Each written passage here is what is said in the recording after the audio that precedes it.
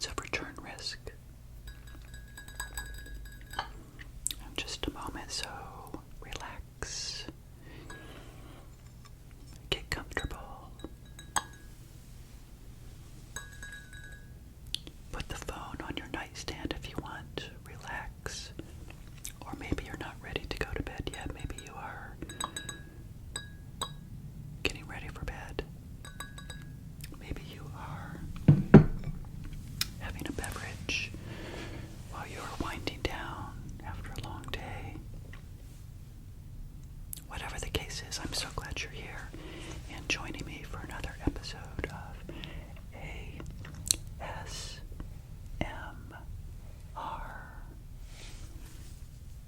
Money Mentor.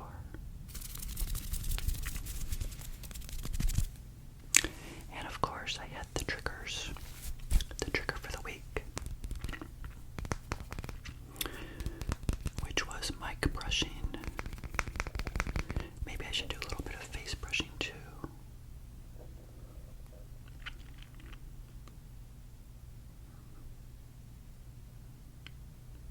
Little visual triggers for you.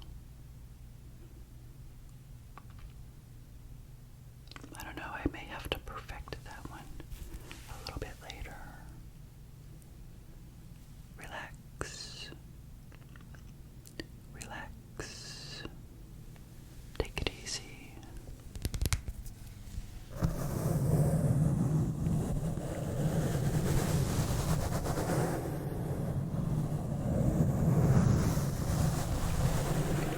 We'll get started in just a minute.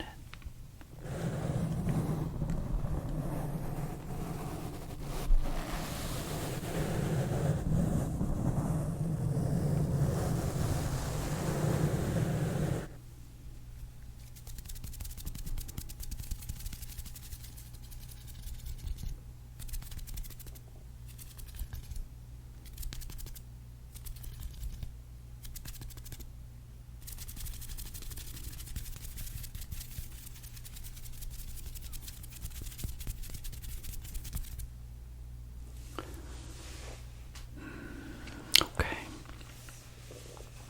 Well, today on episode 46, I wanted to take a few minutes and talk about how we can understand the sequence of return risk. I remember in 2018, which is what we're talking about this week, and which, by the way, in a couple episodes, the next numbered episode, I'll be talking about my numbers for 2018. You're going to want to come back because 2018 is the first year since the Great Recession that I had to log a negative number in my investments. However, I still ended with a balance that was higher. And you might be wondering, Evan, how did you do that? Well, come back and I will show you how I did that.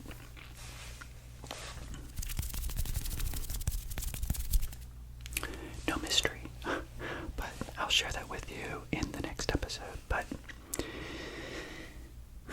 to get back on track for today, I remember in 2018 I read a book. What was it called? I forget. But they talked about this concept of the sequence of return risk. So I'm going to explain it from a perspective of, let's say, a person was going to go into retirement. So I know for you guys that is a long way off, but it helps to understand the effect of bear markets and bull markets and how sometimes we have the stock market, of course, going up and sometimes it's going down. So let's do a little bit of role play. Let's say, for example, you happen to be at a place where you're going to retire. And let's say that you have a 30-year time frame in which you will be in retirement. Let's say it's from 60 to 90. Okay, that's 30 years. So let's say that you retire in a certain time in history, and a friend of yours happens to do it at another time in history.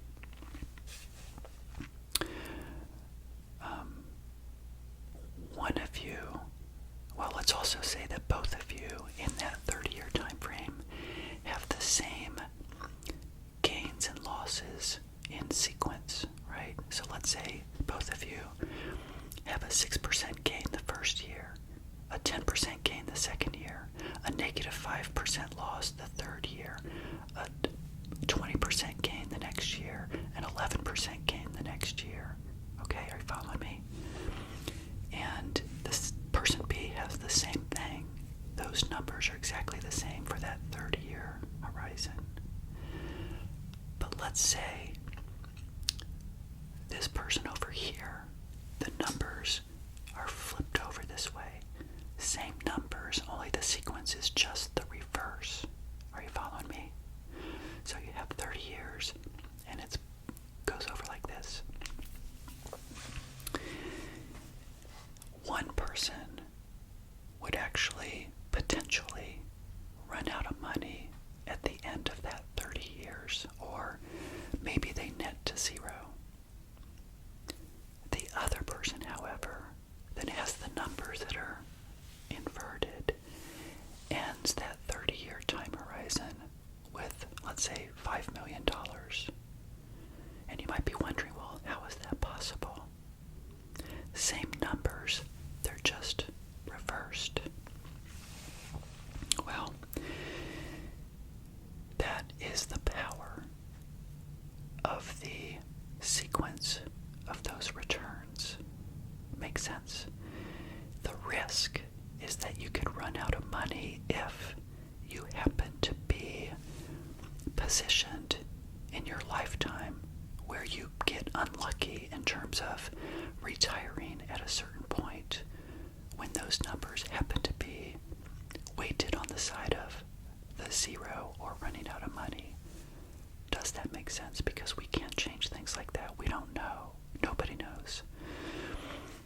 And so that's a pretty powerful thing to say that one person ends with zero and the other person ends with $5 million, even though the numbers were the same, just reversed. So again, because of the sequencing of those returns, the risk is for the person, of course, that ran out of money. The other person could have been reevaluating every 5 years or so and saying, wow, these returns are amazing. Maybe I could pull a little bit more money off of my investments than what I was doing initially. Maybe more than the 4% that they were taking originally. Because that is known as dynamic spending in retirement. And Vanguard, who I have a lot of my money with, has been talking to me about that as a really good tool to go into retirement, that you are adjusting your behavior of spending based on the year prior. Now again, we don't know what that 30-year return will tell us, but every one of those years we can make decisions as long as we're not spending the principal of what was there to begin with. So, dynamic spending aside, I think it's really amazing that you could have two people and two entirely different outcomes with the same numbers, only the numbers are inverted. So, when you come back for the next episode, I'm going to talk about how 2018 was a down year. I mentioned that. And I want you to be thinking about this whole concept of the sequence of return risk. But here's what's really great for young people and people like us. And by the way, in 2018 is when I heard about this, because I was getting close to retirement, right? This was only, 5-6 years ago. So I was starting to think, Evan, you're going to be retiring sometime. You need to figure out the distribution phase and not be so concentrated on the accumulation phase. But let me because the beauty of the accumulation phase, which is what you're in right now, you're saving your money, you're thinking about the future. Don't think about the sequence of return risk at all. Why would you not really care what the sequence of return risk is while you're working? I want you to think about that. Why would you really not care if the market goes up or goes down and you're, losing money, or maybe you're making money? Why does it really not matter while you're in these 30 to 40 years of accumulating your wealth? It doesn't really matter because you're not selling the shares. So who cares if during the 30 years that you're accumulating the money it goes up or goes down? In fact, you should want the market to go down while you're accumulating money or putting money into investments, because if the market goes down, that means everything is on sale. The shares are priced lower. So when you put your money into the market, which is the same dollar amount every month, right, through your paycheck, you're buying more shares. And then when the market starts to go up, those shares have more value. So while you are accumulating your money, don't control things like that. Or I'm sorry, you can't control it anyway, right? But don't care about things like that. Care about, like we talked about in the last episode, care about what you can control. And what you can control is the amount of money you put in to those investments. And so that's the main reason why you shouldn't really care. But once you get to the point like where I am, and you're kind of living this experience through me because I'm about ready to go into retirement, you have to think about, well, we don't know what the sequence of returns will be when we retire. Like, for example, if I retire in 2025, which I hope to do, stay tuned, I'll let you know. I don't know what's going to happen from 2025 to 2035 to 2045 to 2055, right? When I'm 60 years old to 70 to 80 to 90, I could end with $5 million at the end of that if I'm still taking, $40,000 or $50,000 off it every year. Or I could run out of money at 85. That's the risk. But here's the solution, and I know, again, this is not something you guys have on your radar right now, but this will make sense.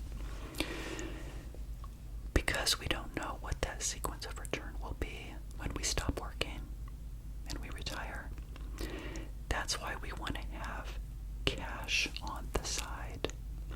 So I think I shared with you guys before that I have about $100,000 in cash, meaning CDs, I-bonds, money market, online savings accounts, those types of things, short-term reserves.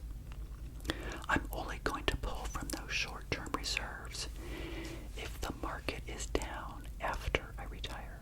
Right before, I didn't care. When I'm accumulating my money, I didn't care. Like 2018, which I'll talk about in the next episode, I didn't care that the market went down. I'll give you those details. But if the market goes down in 2027, when I retired in 2025, and if my $1 million goes to $700,000,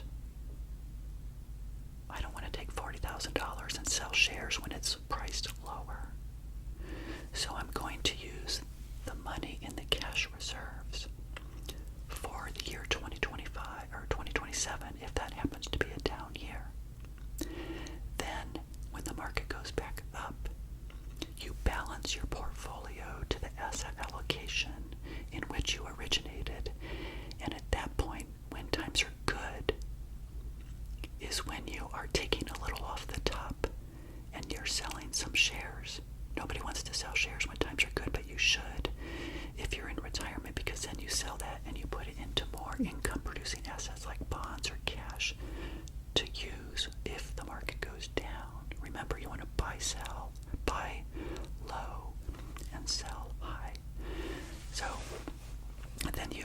as your cash for the next time a bear market comes, because bear markets or down markets come every 5 to 7 years.